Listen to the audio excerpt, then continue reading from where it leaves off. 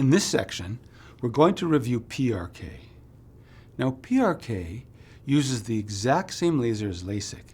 The only difference between PRK and LASIK is that in PRK, we don't make a flap.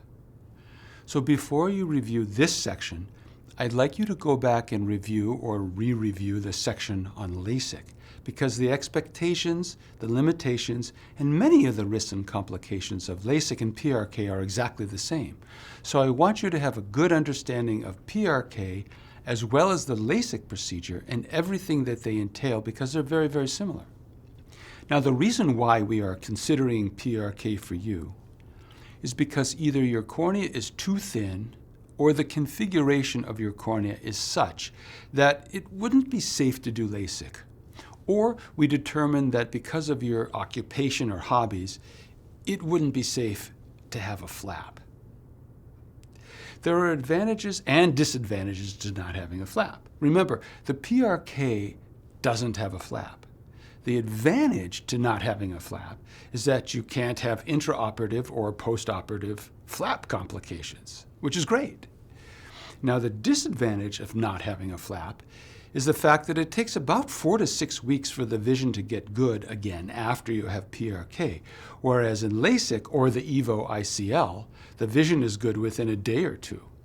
Again, the vision after PRK takes about a month or 6 weeks to get good, which is why we tend to do only one eye at a time.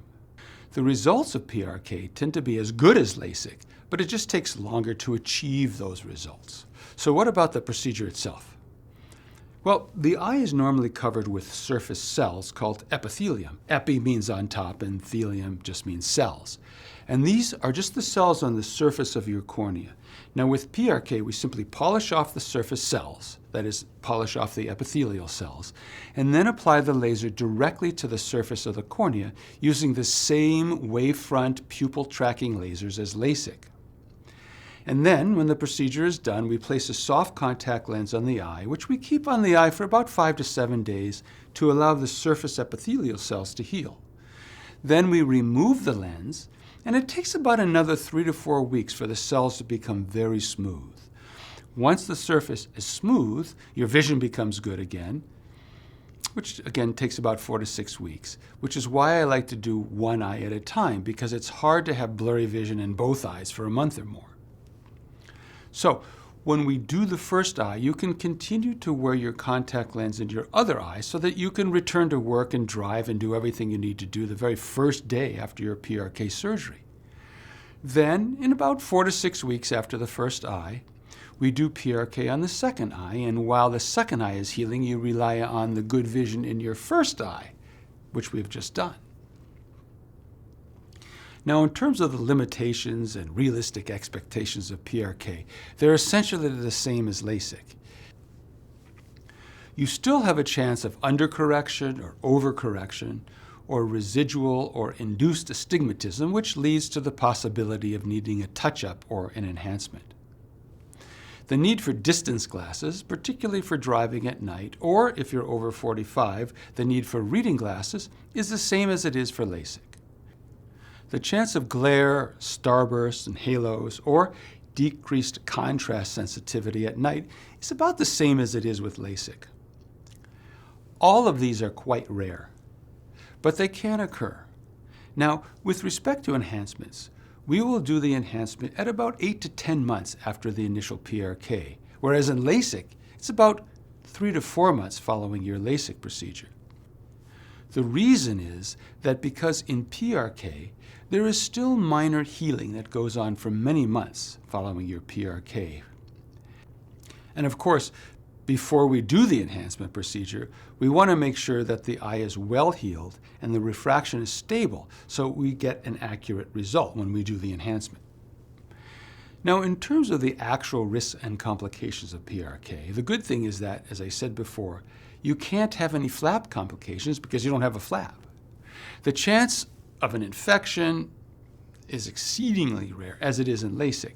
But if you happen to get an infection, which incidentally I've never seen, It's actually easier to treat than LASIK because the antibiotics soak into the surface better after PRK because you don't have a flap.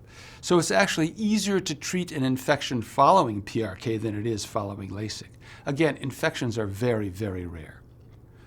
One of the main potential side effects, and this is particularly true in the higher degrees of nearsightedness, is the possibility of scarring on the surface of your cornea. Again, this is very rare now because since 1999, I've been using a special medication called mitomycin C, which is an FDA-approved medication for cancer chemotherapy, and we use it off-label for PRK. What I do is I apply a sponge containing a drop or two of mitomycin C on the surface of your cornea immediately following your PRK. This lowers the chance of developing a scar on the surface of your cornea. In fact, I've done tens of thousands of PRK procedures using mitomycin C since 1999 with absolutely no side effects from the mitomycin C and only a few cases of minor surface scarring. So let me summarize PRK. This is a procedure that has been determined by the FDA to be safe and effective. Obviously, I cannot, nor can anybody else guarantee you that you will achieve the results that you desire or that you'll not have a complication. But the results are excellent, the complications are very rare, and I have performed tens of thousands of these procedures without any infection, significant scarring, or any sight-threatening complications.